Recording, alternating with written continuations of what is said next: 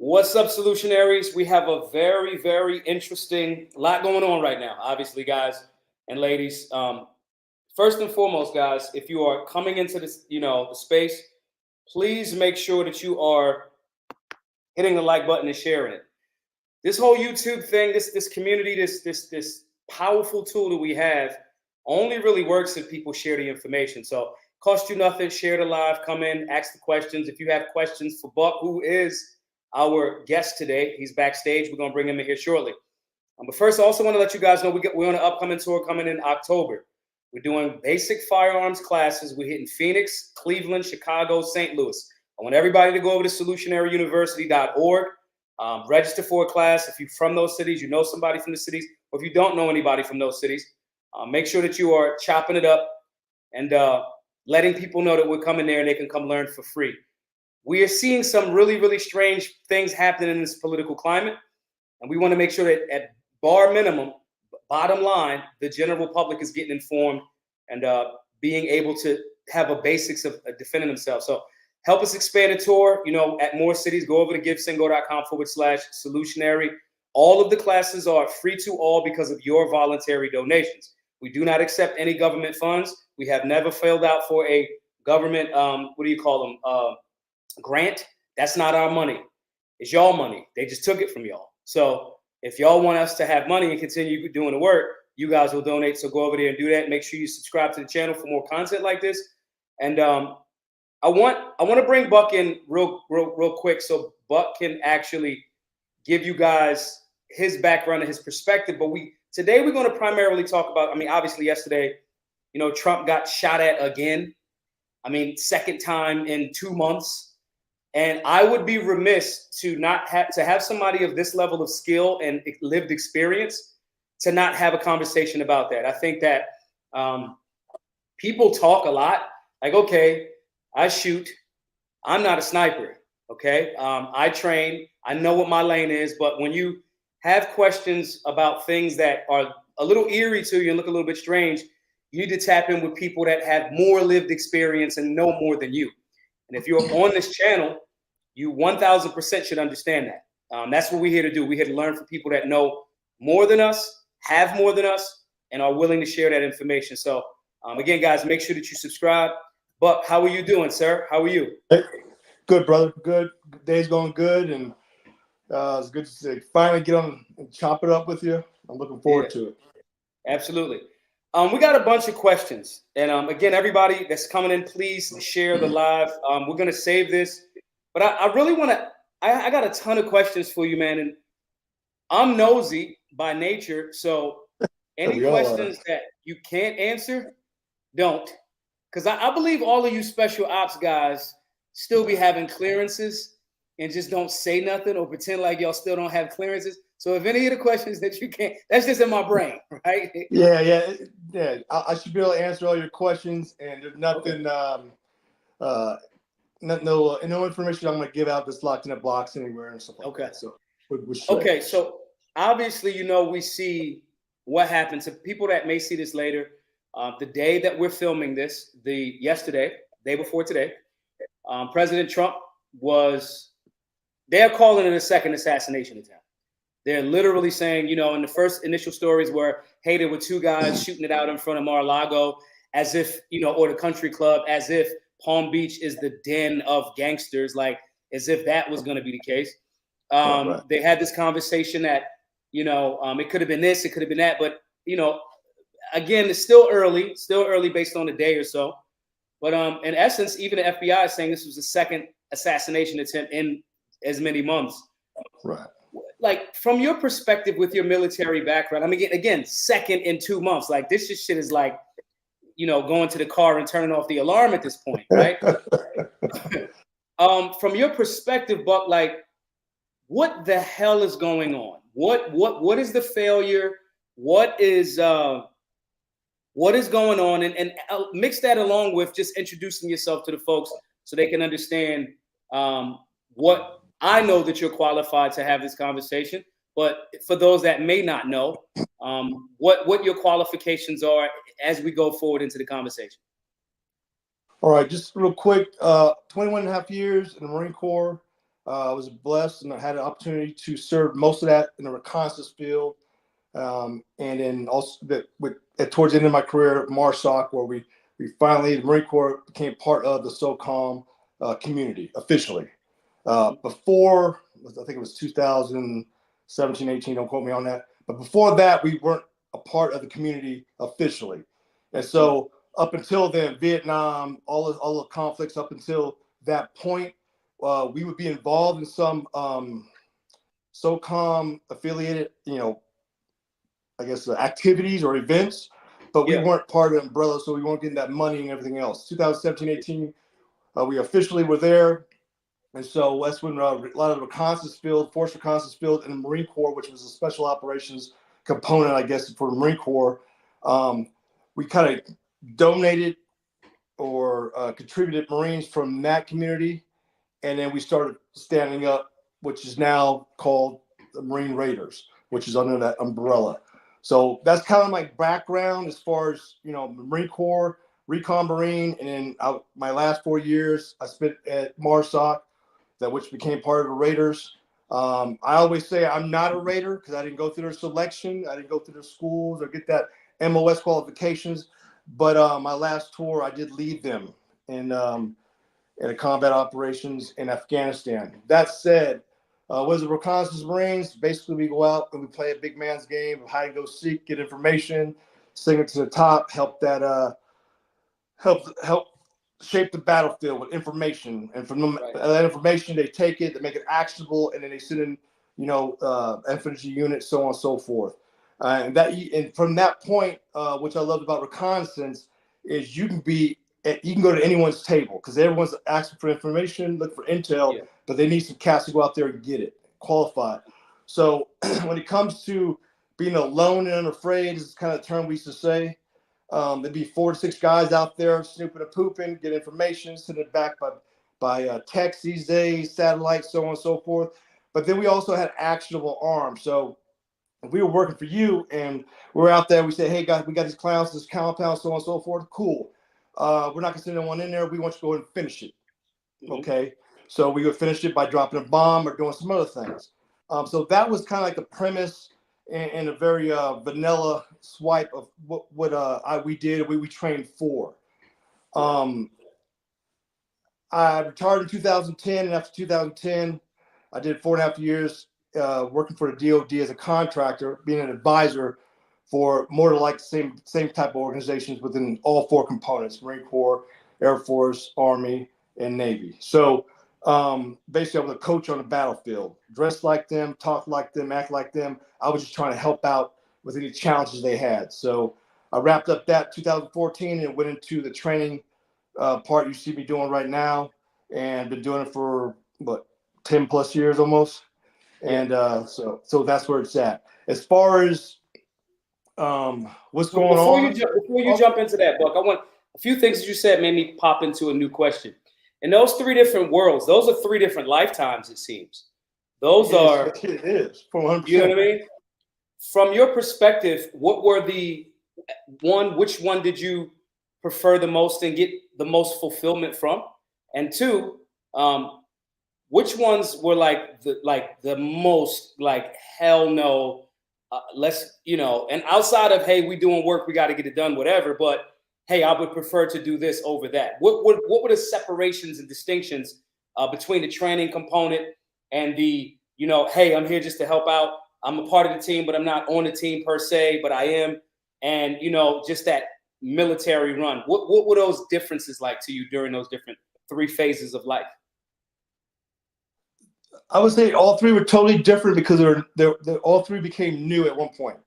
And so you got to remember, going from basically an 18-year-old punk going to the Marine Corps, and after being in the Marine Corps boot camp, and after 3 or 4 years of Marine Corps, your mindset of taking a task or giving a task is forever changed. You give me a task to do something, I'm gonna have this burden of making sure it gets done 100% the way you want. So tasking. So throughout the Marine Corps, it was that was a culture. There was peer pressure. So I lived that for 21 and a half years. So my next step going to the next job, there was a ignorant bliss of like, okay, what is this going to be like? But once I said, yes, I want to do it, it was going to get done one way or another. So I would say all three were just as important. The first gave me my foundation for understanding how to address the next two, I guess, chapters of my life at that point. But I wouldn't say I like one better than the other. It's just that I found out at this third one, like what I'm doing with you right now, I'm always gonna be hungry for more.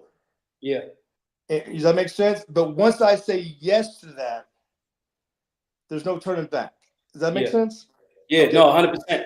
I say this to a lot of my friends that that we've had different pasts and doing the same thing, young, goofy, not really on top of what you should really be putting that energy towards. Right. But they know that experience, and I'll say certain things to them, like if they say, "Hey, man, I want to start working out with you," and I'm like, "Listen, man, don't get in this car with me. We catching this case together. Once you get in this car with me, we in this car." And so similarly, once we got to do it, we got to do it.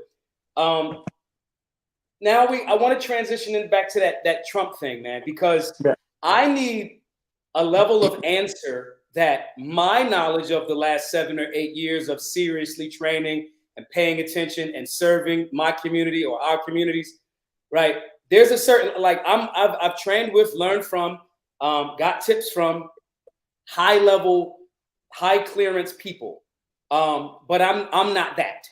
I'm a North Philly dude that is in that world slightly, but I was not fully immersed in it. So some of these answers, I may have a strong gut and based on the information that I was exposed to with those people, but some of these answers of what's happening right now with the front running presidential candidate, to me, I want to believe that it's something that I'm just not seeing. So tell me your perspective as it relates to that. Like, what the hell is going on? I don't even recognize it, my man. I mean, I have no idea. I can't even comprehend it. I mean, when I saw your post last night, and me and Kyla were watching, my wife were watching a TV show. I said, "Hey, pause. Go to Fox real quick." They just tried popping Trump for the second time.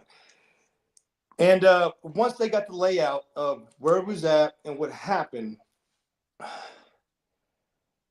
I don't work for Secret Service. I don't know how they roll. I don't know the protocols, everything like that. But just from a basic security standpoint, if that was Future playing golf, playing golf, and he said he's going to be out there for a moment doing the same with his people, and it was Future, and for whatever reason, Taylor Swift was with them too. Okay. They're going to do a collab for whatever reason. Yeah. If that was the case, I guarantee you they could sit down with us in layman's terms and write down the security plan. They would have told us about the advance they did and everything like that. I think a lot of pundits get on TV and whatnot, and they go down the rabbit hole too far or too detailed when it's not that. I mean, we can't even go there because what happened was so.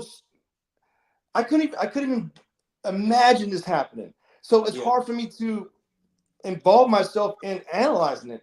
It's for my wife's gonna get. It's fucked up. I mean, it's beyond fucked up.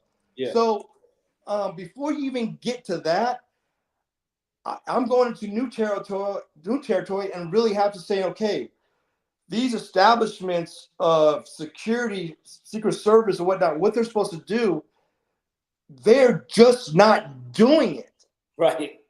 And so when you slap the table on that, then everything else, as far as being the sniper was it, doesn't matter. They're not doing their job. So we need to go there and find out why aren't they? That's my next question. And so that's my question too, would be to a reporter or investigator, which seems like they don't exist. So now we have to assume. They're saying he gets to him between 3, and again, everybody, these are very early reports. Get close to him, 300 to 500 yards, SKS. I've been to Palm Beach. I've ridden past and hung out around Mar-a-Lago. That's not like the fucking grocery store. No. You know, the Palm Beach golf, you know what I mean? Like there's thick shrubbery, you know. I remember one of the stories from, it might have been Art of the Deal, where Trump was talking about when he bought the place, they were tripping about how tall his flagpole was. The American flag had to be a certain height, and his was longer than that. And so they said, you got to take it down. And he said, okay. So he made a mound and put all of the dirt in the mound and put grass over it. So the flagpole is regulation, but so saying this to say, there's a lot going on there, and he's the front running presidential candidate. To your point, I don't see how this happens not once. Because sidebar, you know that came out about 2 weeks later. That wasn't a Secret Service detail in Butler, PA. No.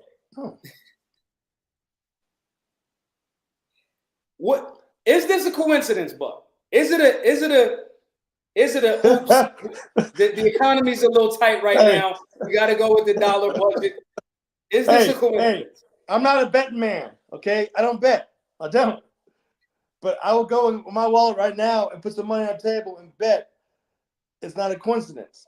And I say that because if I wanted you to fail at something, say we were training, and I said, hey, come to training. I'll supply you the firearms, ammo, targetry, and everything. And I wanted you to fail or hurt yourself or do something. I can just give you a horrible weapon or firearm that doesn't work, malfunctions, trash ammo where you're gonna get a squib or something. I can provide as much neglect into what I'm gonna give you to where it's intent for you to fail, for you to do something wrong. And so when I look at this, just being a jarhead, a simple Marine Corps drill instructor, grunt, whatever. When I looked at this, I looked at neglect. In the Marine Corps, if you showed neglect, you will be punished for that because it's intent to fuck up something. Yeah. Okay. You can't tell me. I mean, after the first one, I don't care what the protocol is. If I am the boss of Secret Service, I will have AC-130 circling Palm Beach. I will pay out my pocket for extra security. Yeah. I would call and the thing is get me is like, and what we pride ourselves in when we go overseas, we go to Africa, Middle East, whatnot. We have to use locals because they know how to walk and talk the area. Yeah. Okay. So I mean, when you're out there, there should be, you can hire people to walk that whole perimeter. Yeah. Or have some kind of situational awareness. There's so many ways to fill gaps. Right. And you see they're not done. There's no way a clown, and I'm sorry, I mean, the security thing is one thing. I go down a rabbit hole with that. But man, when they kind of, I mean, last time we didn't know anything about the clown. This time we know he wasn't even in Florida 36 hours ago. So how does he know the creep up to a fence? He knows he's going to a fence. The clown had ceramic plates. He had a means. I mean, his field craft was on point. He had a means to hang shit up to take in incoming. And I mean, if you gave me that, I would say it would take me a minute to get to that point of figuring out that. I mean, so me saying that says, again, I'm going to say how it's, the motherfucker had time. Yeah. To plan it out. Yeah. He ain't rolling around with two vests disconnected. Right. I mean, and that's all that was there. Yeah. If he was going there trying to figure it out, like what he would have more shit laying around. He would have like a little bit of a yard sale bag or a box to figure out, okay, no, I don't need this. I need this. No, he showed up to what he needed for that particular spot. Right.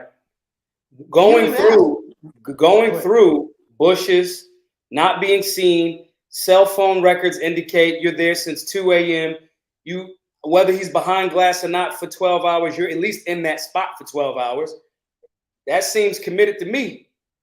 I mean, why GoPro? Why not a full camera? Why not 2 GoPros?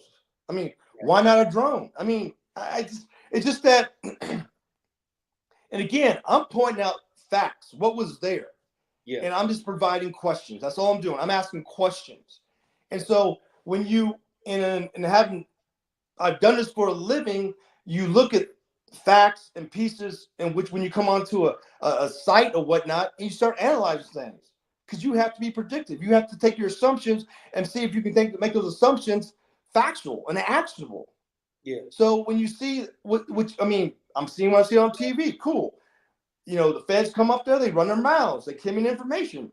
For face value, they're telling me the truth. Okay, from what you're telling me and what I'm seeing, well, the photos you're showing me, like that sheriff, he was very quick to show up. Hey, this is what they got.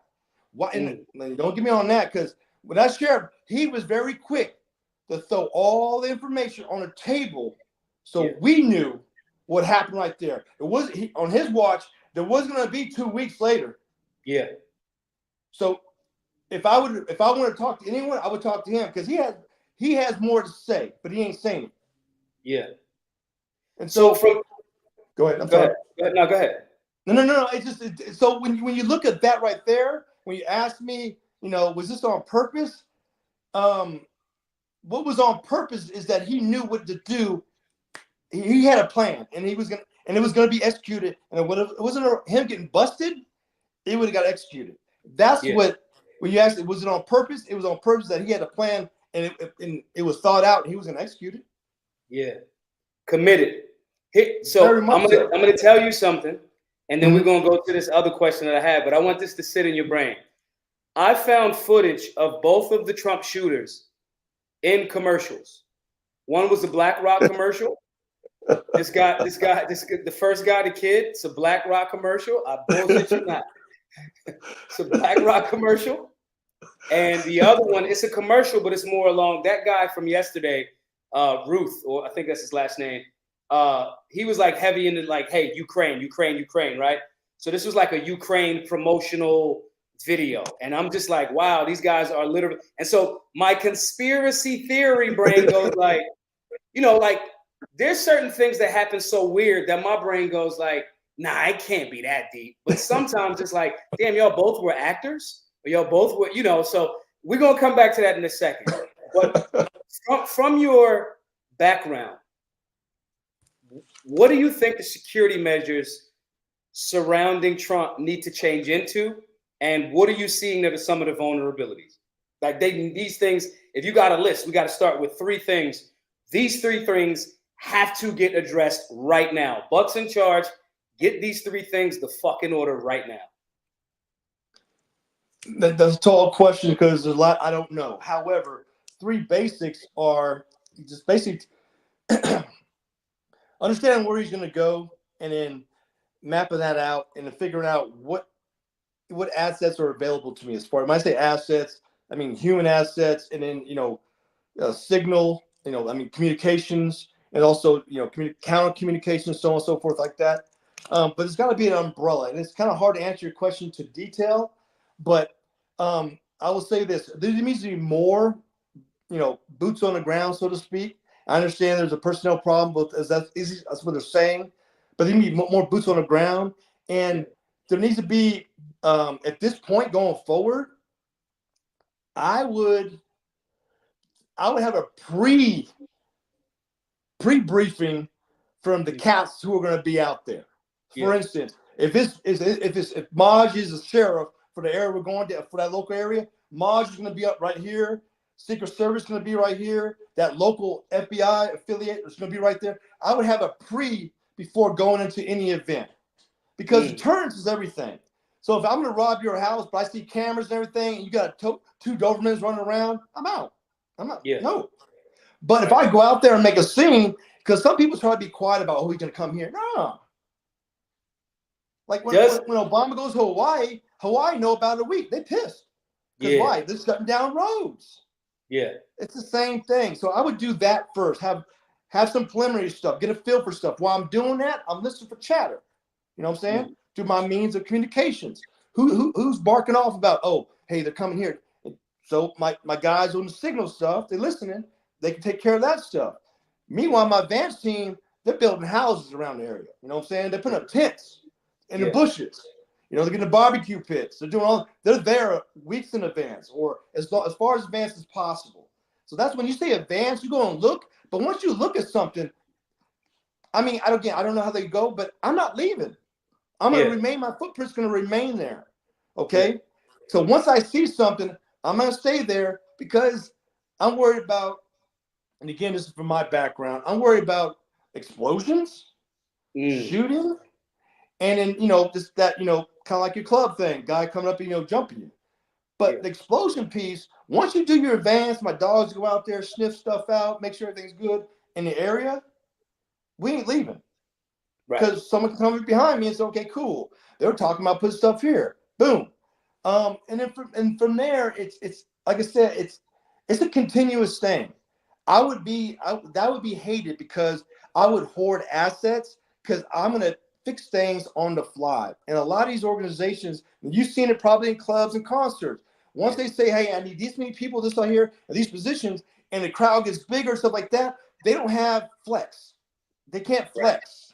And so what it sounds like the excuses right now is we only can allocate Trump this much security. So when you do that, you don't have any flex. I'm sure the guys on the ground are going like, God damn, they screwed us on this one. I mean, for those guys to be a hole or two in advance of Trump, I mean, that's basic shit, but they were doing it. And so let's ask this. Is it the magnitude of Trump's, because this maybe other than Obama before him and maybe Ronald Reagan before them both, right? And maybe Kennedy before them, the advent of television and politics. Is this because of the huge popularity that is he almost like his security detail is a victim of his own magnificently large popularity, because now everything's got to get adapted? Is that potentially it, or is it more just you guys are incompetent? You're asking me a question you're to answer to. You and I know both been alive long enough, and we both have I'm gonna say idolized, but we admired people who had a lot of clout, who had ability to influence whatnot. And I can say this. The guy I used to like, I would like to sit down to when I was like in my 20s, early 30s, was Bill Clinton. For him to get in trouble a lot and be able to influence and talk and have that, I mean, I was like, damn, I like to sit down and see how do you manage that? What's your thought process? I would say a lot of the other ones kind of fell in a template. They weren't organic or authentic. You know what I'm saying? They kind of like fell into a hey, this is how you're gonna do it, and they got good at doing that. Trump went from a businessman idolized by all races, all cultures, everything was up there, and said, fuck it, I'm gonna do a 90-degree pivot or a 180. I'm gonna try this shit and rule it. And he did it in a crazy time. I mean, I would cringe when I hear him talk. I'm like, God, you can't say that. But when I saw he could say that and keep his momentum, I was like, okay, I need to pay attention, because he has some Jedi mind shit powers that ain't been seen before. So whether you like him or hate him, I understand both sides why they don't. At the end of the day, the man can go and get things done, and the process is going to be ugly. Okay, so for guys like you and I who like watching the process and say, oh, God dang, he killed it, and we'll put, facts are facts, cool. But his popularity, he's probably the most popular, and I say popular, not like, popular as known in the world right now. There's no one. If Google and all these search engines were real and true and fair, you would pop up and Trump advertising would be everywhere. Right. Okay, so it's this popularity. He is the biggest target right now, whether you like it or not. He is the biggest target. You can hear it come out of his son's mouth when they talk. They know. Okay. And so with that said, you have to, if I'm security, you have to address the facts that he is the biggest target ever. And if you're in charge, then you better put you're putting your career on the line to get anything. I'm stealing stuff. Yeah. I mean, hey, where'd you get the little birds from? You know, I'm breaking laws. I mean, guys like you be coming out to me. Hey, we can't use the military on it. Hey, Maj, I need you to chill for a minute. I'm gonna write this amendment. Hopefully it goes through. But if not, executive order. Fuck it. I want little birds, motherfuckers trocking them. And that's where we're at right now with security. It's a whole new realm. And I hate to say it, a lot of these agencies are running a playbook that ain't gonna work in this game.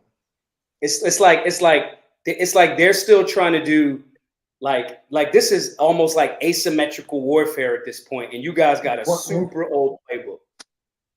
You know? Yeah, I mean, how do you think with that happening? You got this huge star. You got you guys moving like a battleship. Y'all moving too slow, right? or somebody's deliberately making the ship stay slow, right? For this specific person. How does that happen when you're talking about now? We're talking about 2 attempts. What do you think how that impacts the political climate? How does that impact? Because I just knew, I was like, before I got the story, I was like, it's gonna be a fucking AR. They're gonna say AR. And then when they went SKS, and I was like, oh, that's interesting. Haven't seen that in a while, right? But how do you think these attempts are going to impact the political climate and discussions around firearms? Because, like them or not, we got the Kamalas of the world saying, oh, there's no room for political violence. In my mind, I think it's going to turn right into that's why we need to ban X, Y, and Z. Because I don't even like Trump. But somebody tried to shoot him twice, right? How do you think that's going to impact the political climate? I don't think it tangibly it won't impact anything. Will there be a lot of running the mouths? Sure, but I don't think. I think the and this is me. I'm a firearm instructor. Primarily, that's my bread and butter right now for the most part. And I'm concerned about it. Ammo and guns. Oh shit! So school shooting, ammo prices go up, and the gun scare. And you know better than I do. But if you look back the last 3 years, from school shootings and everything, there hasn't been any tangible movement in that regards of like, now you got the same politicians running their mouths, but it's talk is cheap, right? Nothing's happening. I'm not saying I'll let my guard down, but I don't think anything is going to happen. And then you also have the education piece. It's grown. The gun industry has grown. The community has grown. It is going to be hard as hell to do anything drastic with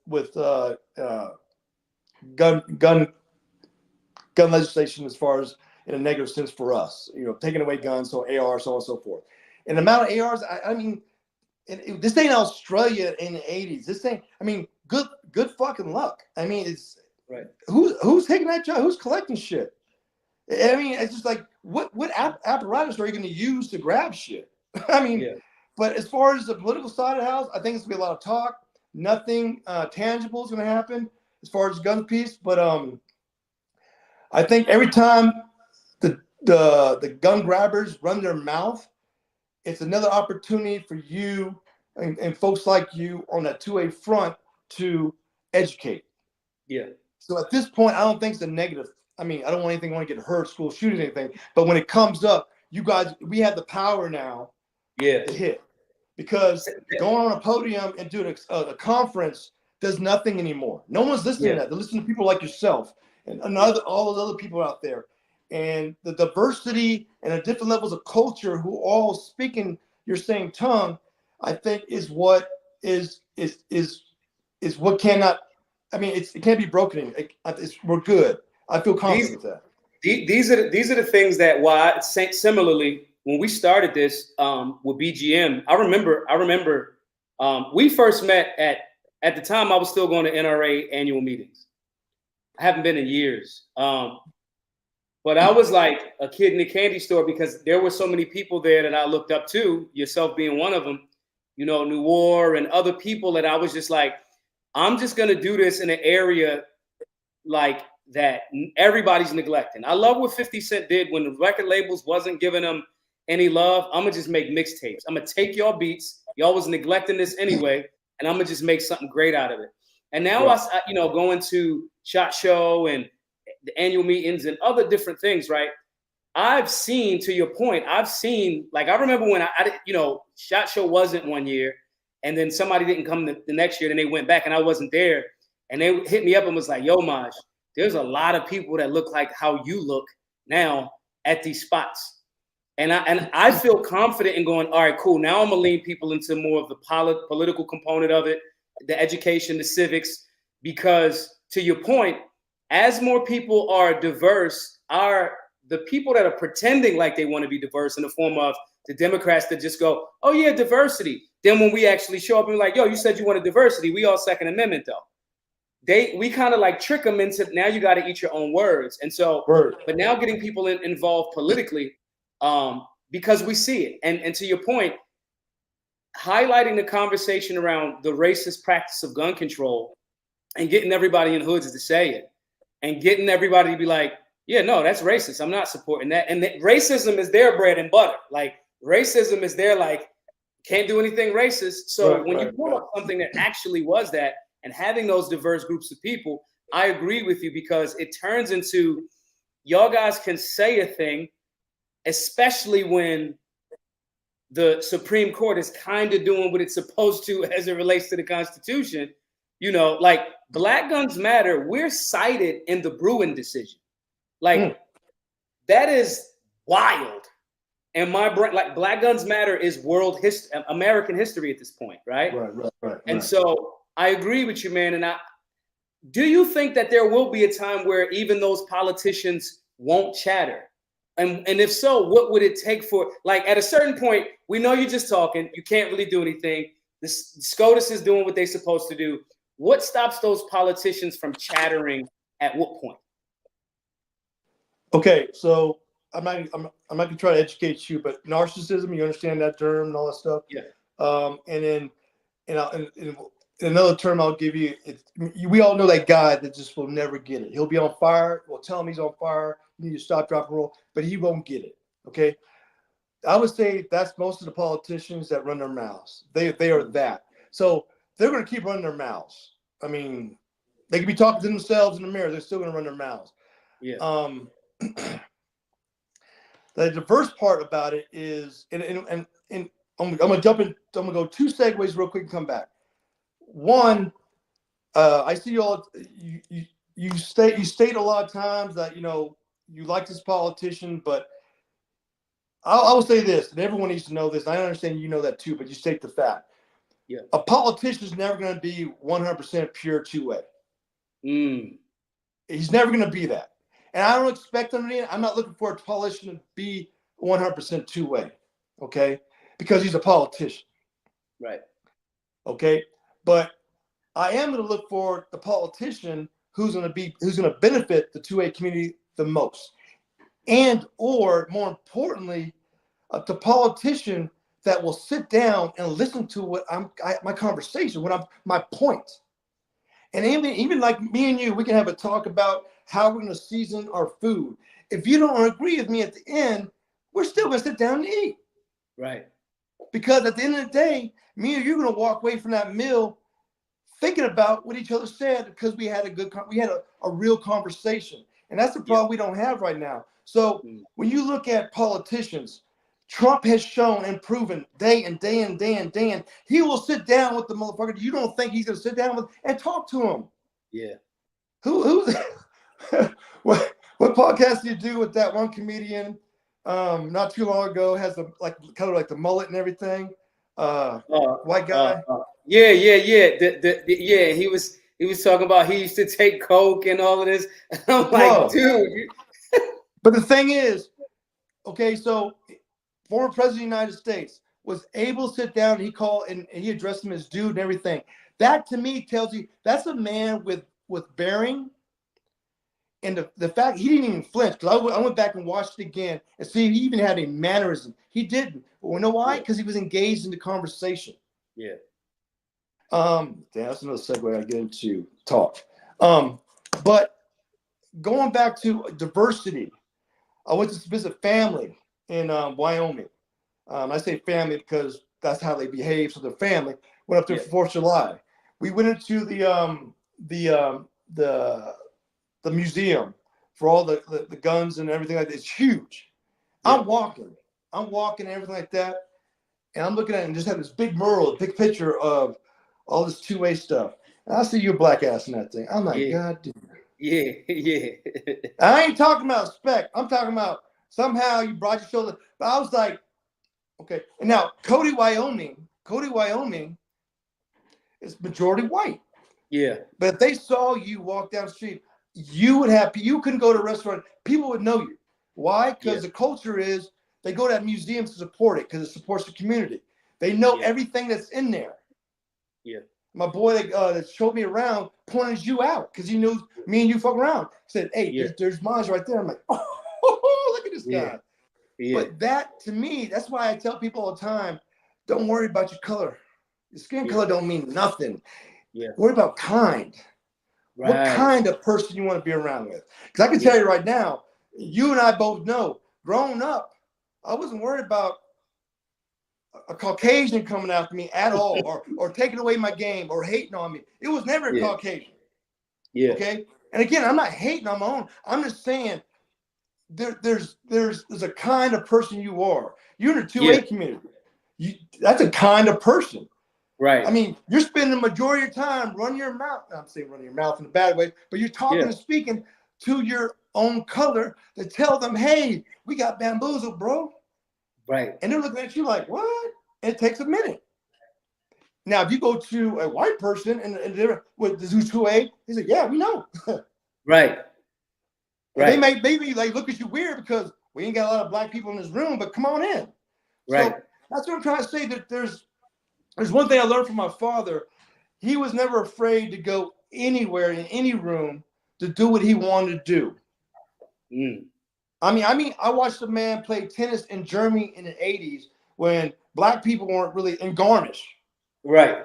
And destroying people. Yeah. And hearing nigger come out their mouths and all this other stuff. My dad would smile and say, I don't care what y'all say. I want to play my game. Right. And so I learned from that. It says talk is cheap. So don't worry about what people say. I will go in any room. It can say KKK, but if they have good food in there, I'm going to eat. Right. And you're serving me. Right. But I'm not worried about nothing happening because in my appendix says it all. Right. Okay. Does that make sense? Oh, 100%. I think the military background too, because you have, my service is community service, right? And earlier on, in high school, I sold a lot of weed, and I saw that same thing. Different classes of people, backgrounds, ethnicities. There's a lot of people that smoke weed, like a lot. And so, similar to the Second Amendment community, similar to the Marines. Some of my homies is Marines is like, yo, we green, bro. I don't know all that other shit you're talking about. We green. Is you getting it done or are you not? But we green. And I think that shapes it. It's like the gym. Did you do the work? Did you do the work? Did you go in there? Did you do the work? Did you work hard? Did you set out to execute the plan that you went into this gym and this goal that you were about? All of the other things, are you a person that's going to follow through and do the thing? Or are you going to hit me with all of these excuses? Which one is it? What kind of person are you? Speaking of that, man, because I think that'll be a good segue. All right. Is there a time around your brothers in the military, your folks, your family, where your training in situational awareness, personal defense and team defense played a critical role? Because you got the folks, these are my folks, and I ain't got to question them. They squared away. We good. Has there been a time where you've had to make decisions that maybe put yourself at an individual risk for your team? During that time, like, what are some experiences there? I would say that every time you go out. I mean, it's like, you're bringing it up. I'm having kind of a revelation, but I would say every time you go out, I mean, if it's a 5-man team, I would say if after the screening and vetting and everything, all 5 people are trying to one-up each other and helping each other. Who could be the bigger playmaker? Very seldom, like the guys that try to be the ball hogs and whatnot, if you want to use that term in a team, they don't make it very far. They may do a deployment or 2, but they get ousted out either by peer pressure or they just don't click. But it's always the guys who are always trying to be the playmaker. Does that make sense? Yeah. And that's never. I mean, if you're a playmaker, you're a playmaker. But wanting to be the playmaker in the team, and when you have that, so those things happen. For me personally, on many occasions, I've done some stupid shit. And I say stupid because I look back and now that I'm home with kids and wife, I'm like, fuck, why did I do that? But I'll say this. I played a game. Some people do tours and everything. I think it's great. I appreciate it. Cool. But I had a wife that was supporting enough to let me do the tour. So I stayed deployed as much as I could. Not because it was fun. It's because once you do a deployment, there's 3 types of love. There's a love for your family, your children. There's a love you have for your wife, and there's a love you have for your boys. Most marriages don't make it in my community because the wife doesn't understand that the husband's going to have an affair with the boys. That love, I'm not saying that love is stronger, but that love is right different. there. Yeah, it's like different but powerful. So much powerful. Where I mean, every once in a while I'll get a call or a text 2:00 in the morning. I'm up. Yeah. And all they have to say is something extreme. I'm gone. Yeah. When I say extreme, it'd be extreme like you're getting on a plane tonight and going where? And I haven't seen them in 10 years. Yeah. So there's a love that's established, and I can go down a list of things of what makes. I mean, what establishes that love. But probably the hardest thing, when you have that love, you will not hesitate to do something for your brethren. I mean, I've done it. It's been done for me. Yeah. I watched one of my best friends, one of my team leaders, bleed out my arms.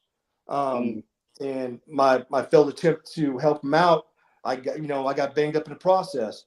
But that's what you do, and it's funny because I don't know. If I came from a movie or whatnot, you ask yourself in a mirror, are you that guy? And you could train, you could study, you can get all the good grades on stuff like that. But for my job, my old job, you weren't going to know until you were in that situation. Yeah. Not once. Yeah. Not twice. Not 3, but you lived it. Yeah. And I can give you a sheet of paper with probably 10 names on it that I know personally who lived it. Right. And I say that because they did a career. They stayed overseas. They stayed deployed. And when I call them now and they're still married, or some of them are divorced, but they're still good with the wives and whatnot. Yeah. Those are the guys. I mean, and it's very unique. And I'm very blessed and fortunate to have lived in that culture. But I'll say this. That culture's still there, but I've moved on. Okay. You ask me right now what's going on in the Marine Corps, I don't know. Yeah. And if you ask me, if you pull me aside, I don't give a fuck either. I'm worried about what's going to happen in my life. I mean, to be able to transition from all that, hang up the gun, so to speak, and really get into my kids, getting one through college, seeing them married, just dropped off my second one in college. Cost me a lot of fucking money too, but dropping her ass off at college, whatnot. But seeing her like take the fuck off and like, I'm going here, I'm doing this, and excelling. My wife, she's in her 4th transition of what she wants to do, and she's killing it. I mean, the Marine Corps and that lifestyle was a stepping stone to more chapters. It's hard for me to relate with some of the guys because they're still living that legacy life. You know what I'm saying? They're still talking about hey, back in the day, bro, I can barely remember fucking 2 months ago. What are you talking about? Yeah. Not to say I discard them or anything, but for me to keep going like that shark, I got to keep swimming to another ocean. I'm in Atlantic. I'm gonna go to Pacific. Hey, let's go to Black Sea. I heard it's shitty over there, so check it out anyways. Yeah. So for me, that's where I'm at in life. I forget I'm 54 years old until I go to the gym and I work out with these young bucks, and like the next morning I say, what did I do? But it's light. Again, I'm getting a little bit of tangent, but the lifestyle that I live is one that's progressive. I hate that word now because people fucked it up, but I'm continuously building on top of what I already have, establishing, and newsflash for guys my age who had successful careers, you have to look back for motivation. Like for you, you're younger than I am. Trey Barber, Don. I mean, I go out of my way to go hang out with those guys because one, they're talented, but they're inspirational in their enthusiasm. And as we get older and we accomplish things, it's hard to find that feeling of doing something new. If I go run a stage with Trey on pistol, he's gonna look at me and say, "Okay, Pops, let's go." I'm like, "Pops, what the fuck?" But he'll show me like, "You suck here. You need to do that and everything like that." I'm like, "Cool." But see, that's how I learned. I like that. Yeah. Don't tell me I did good. Tell me how I can fix things. Don, same thing. Don would sit down with me and talk about life like he lived like 30 of it, like he's Bilbo Baggins. I'm like, but he will talk that life, and it's like, I mean, you see him how he engages with his family and everything like that. I'm like, okay, cool. I can take that chapter from him. I can improve myself. But you have to look back at the younger generations to see what they're doing. But again, Trey and Don are my kind. Yeah. We can talk about the same things. It's like, oh, we're speaking, finish each other's sentences almost. Right. Noor's another one. Noor, he reminds me of a lot of guys in the teams who like the bling, who like, look always looking good, and but had a real strong sensitive side to him too. Yeah. And see, like my boy Nick, my boy who died of my arms, he was very sensitive. I'm not. I'm not business. We'll stay all day. But when he would open his mouth, it would put me in check. Like, okay, cool. I need to slow it down a little bit. I need to address this, so on and so forth. So when I say kind, that kind they may have strong suits or be stronger in certain traits that you are weak in. You got to find that, because if not, you're never going to improve. What we're doing right now. Right. A year ago, I would have said, "Fuck no, I ain't doing this shit." Yo, because it took me forever to. but the thing is, it's so like the fact that I'm older, but there's a certain level you gotta wait for comfort, but you can't let comfort come completely. I'm not totally comfortable, but you have to. I have to visualize. I have to see what you're doing. Because I want to be good at it. You know what I'm saying? I want to be good at whatever I do. So there's always a little bit of intimidation. Like, God damn, how's Maj? And I know you're busy. I was like, I feel lazy every time I see a post. I'm like, he posts 4 times a day.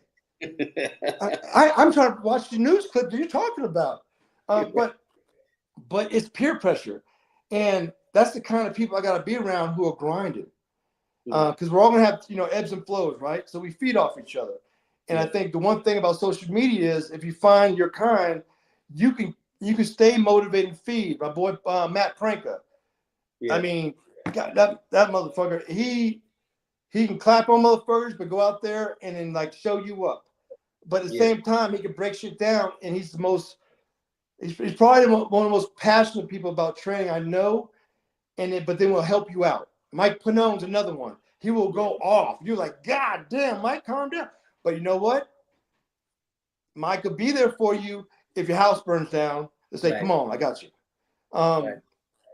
So when people talk about, and cut me off anytime, and when people talk about words, and this is the last thing I want to make sure I get out to everyone. Talk is cheap. You can call me motherfucker all day. If I'm working with if I'm addressing an 80-year-old white man from the South and boy comes out of his mouth, I know intent. I know what it feels like. I also know a culture. Yeah. How he's raised. By the time me and you are 90, the way we talk to younger folks, it's gonna be offensive. It's gonna be wild. I don't give a fuck. But the thing is, though, if you can't see through bullshit or things that don't matter, you're not gonna succeed.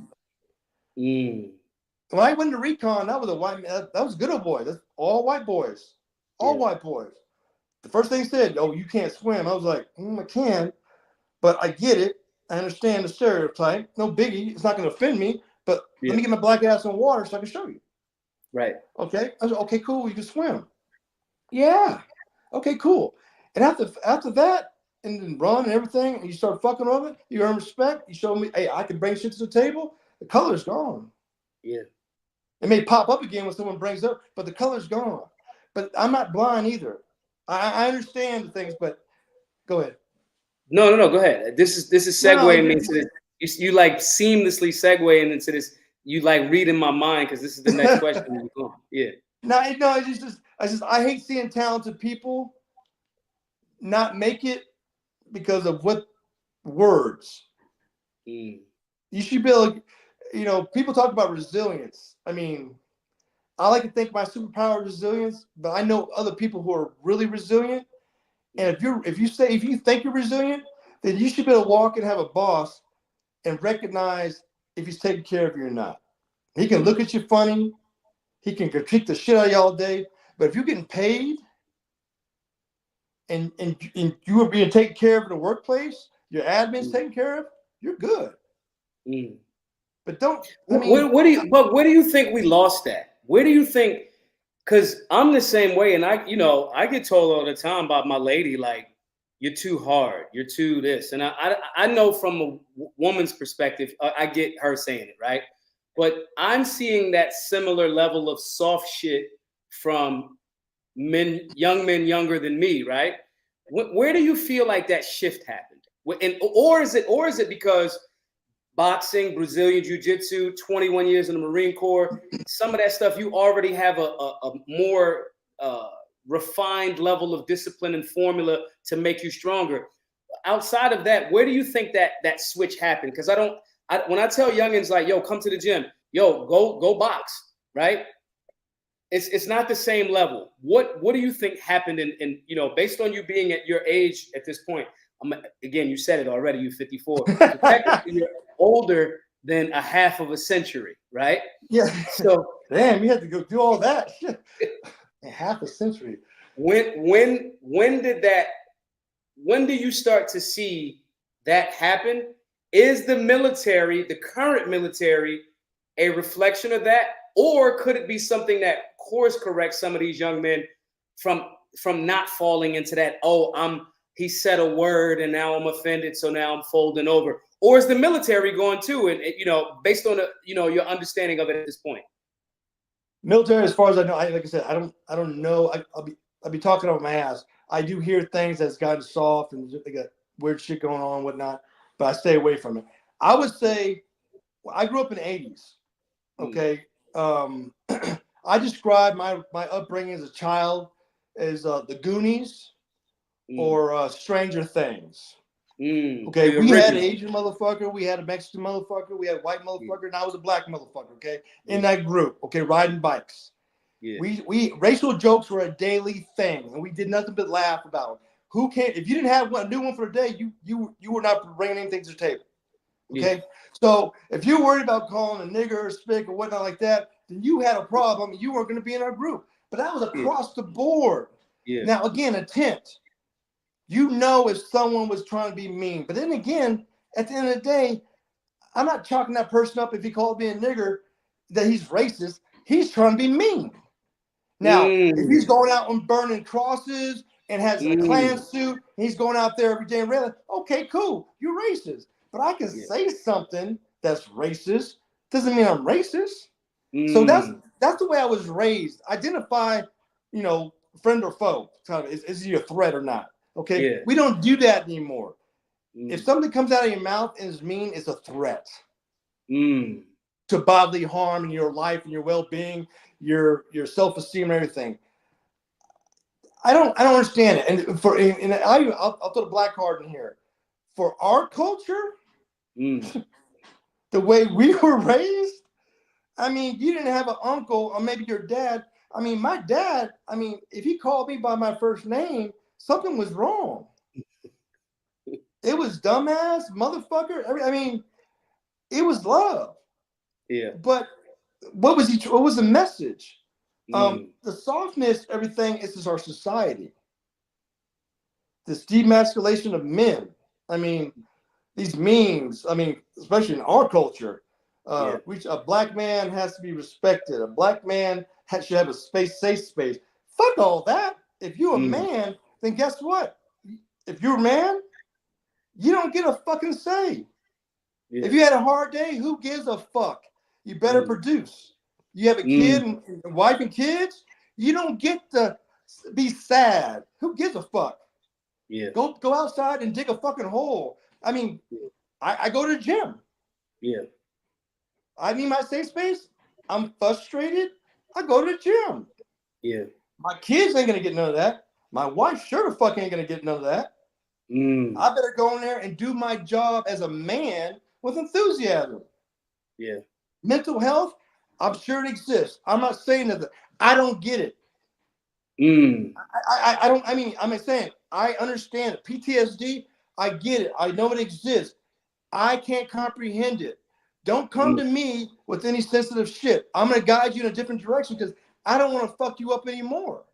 Yeah. Because if you ask me, they say, "Hey, Buck, I have this problem." I'm saying, "Cool. Own it." Well, this guy messed with me. That's your fault. You let him. You let him. He was driving the car and he hit me. That's your fault. You didn't have situational awareness. I'm always going to take it to that extreme. Now, I'm being kind of funny, but I'm taking the extreme. So the minute you could say, take some ownership of whatever is wrong, you can get to the solution. Does that make sense? Absolutely. We solutionary. Okay. But the thing is, exactly. But the thing is, I learned that when I was 10. I thought I had the perfect family. And when my dad came up and said, "Hey, I got new ass, I'm out." I was like, oh, okay. I no longer would invest in words. I'm not going to put this and this in what you say. You got to show me and be consistent forever. My mom's, she's the epitome of unconditional love. I mean, that's where I learned it. Yeah. My wife benefited from that. But she never said all this shit. She did it. You know? So it's I don't listen to words. You can call me a dickhead every day, but hell, if you feeding me and you making sure I got money in my pocket and everything, hey, I'm dickhead. Right. Again, look, being funny, in but Philly, you gotta recognize actions. In Philly, right? That's how we greet each other. Again, 90s is in Philly, we go, "Sup, dickhead?" Like that's the greeting. That's the greeting. And Philly's like a proving ground, you know. And I think that those rites of passages, those hardships, you know, I did this is my favorite 72-hour course, a survival course I did with Akil Bey. Akil disappeared. Akil, I think, is in Syria, and he's just pretending like he's doing some other shit. That's my brain telling me that, right? But I hated land nav. Like I hated land nav. And you know, in them courses, it's like, yeah, that's cute. You know, and yeah, there's no water. You got to procure your water. You got to procure your food. Like you're humping. You got your ruck. You cute. You got a 50-pound ruck. Congratulations. You got a good, nice light ruck. You know. Right. And I remember I had one of the most bitch ass moments that in memory. I remember hating. The ruck was maybe, and we wasn't tracking it because I was fucking up with the pace beads and shit. And so we may have been 15, 20 miles in, right? And he's like, "All right, yo, Maj, do the land nav. You got to find this point." And I remember thinking to myself, this is the bitch disease coming about you. I remember saying, I'm famous and I got 5 iPhones. I will never have to do land nav. Now he kind of looked at me and was like, yeah, but bro, like legit, like if the grid goes down, you won't be able to use your cute ass iPhone. You know, and in that moment, you know, and I wanted to quit like 3 times. And I just remember thinking after getting through the course, because some people quit, I did not. I just remember thinking like, yo, I never want to have that level of bitch assness. And my lady sometimes inadvertently makes it that way because she likes comfort. Like I didn't have, but before I met my lady, I didn't have a fucking couch. I did not have a couch. I wouldn't expect you to. Right. I wouldn't I'm either. just like, we out here. Go to bed, go outside. That's it. Yeah. Shower, that's it. And so she makes it so comfortable that I have to catch myself. Because like this, it's almost like the great maker of cowards. You know what I mean? And so that dad that says, I don't give a fuck what you're doing. Did you do what you're supposed to do? And if I'm calling you by your first name, it's a fucking problem because I'm getting real, I'm not comfortable with you right now. I'm real fucking ornery and real, you might not want this type of professional attention from your fucking dad, you know, coming your way. And so I'm just glad to hear, man, but like, you know, because I think that's a great segue to start wrapping up, man. Thank you. But like, thank you for maintaining that integrity that so few and strength and being dialed in that so many don't, man. And I also want to just thank you for having this sit down, man, because it's a lot of bitches out here. You know what I mean? And I enjoy having conversations with men that ain't don't sit well with me. You know what I'm saying? Hey, no, you know, I want to say thank you. Thank you for being that guy. I mean, like I said, there's you and there's a few other out there that are doing great work. I admire you. I mean, I do my best, my day in, day out, catch your feed, see what you're doing. But for guys my age, what you're doing is different. It's just different. It's a means of communicating, saying the obvious, stuff like that. Well, I call the obvious, but again, I appreciate this opportunity. I asked, please invite me again. I would love to do it. I'm never going to bullshit you. If I don't know, I don't know. But no, this is awesome. I really appreciate it. Thank you. Listen, Solutionaries, we're going to wrap up. I want you guys to do me a huge favor. Thank you, Super Weapons, for the super chat with the $5 super chat. My bad, y'all. I totally forgot to ask for super chats and shit. I was enthralled in listening to Buck. This is what I want everybody to do. I want you to go over to Instagram. I want you to follow through Buck. I want you to, if you can get a chance, I need you to go train. Buck, I need to come see you this winter. I want to train in cold. Okay. I need everybody to go follow Buck. I need everybody to support what Buck is going on. Buck, don't wait. You got something going on with Oakley, right? Yeah. Yep. Sponsored by Oakley. Yep. I want y'all to go get some of Buck's Oakley shades. I want y'all to support Buck. I want you to make sure that you're going out there. And I'm going to put Buck's Instagram up. That's his Instagram. Follow through Buck right up there. Follow through consultant. I just want you guys to make sure that you're listening to, learning from, and hearing and applying the information from people that might tell you, yo, you got to shut the fuck up and listen, bro. We don't really have time. Just apply this shit. Put yourself around people that have had lived experience that far surpasses your own. And it might not come off and, you know, with the greatest cute little ribbon of a bow, but you don't really fucking need a bow. Because if I told you, hey, man, there's $10,000 in this envelope, but it's got shit all over the envelope, you're not going to not take the fucking envelope. You're going to take the envelope. That's what it is. So I just wanted to say thank you to everybody. Make sure y'all follow Buck. Again, Buck, I'll save this. I'll share it up. I'll chop it up all over the place and send it to you. Thank you all for supporting. Please, guys, we got classes coming up. Solutionaryuniversity.org. Sign up for the classes. We got it in Chicago, Cleveland, Arizona, and St. Louis. Solutionaryuniversity.org. And also, everyone, pay it forward. We do entry-level basic classes for anybody that wants to learn, because you know you're not coming to me to learn long-distance fucking shooting, but you have to come see me first to get an understanding of the fucking rifle. So as you go up the motherfucking pyramid, then you go take a butt class. This is where Buck doesn't have time to teach you what the fuck a butt stock is. Sorry, guys. It's just not what it is. So saying this to say, guys, share it all over the place. We appreciate you all for tapping in. I'll talk to y'all next time. Be safe. Be solutionary.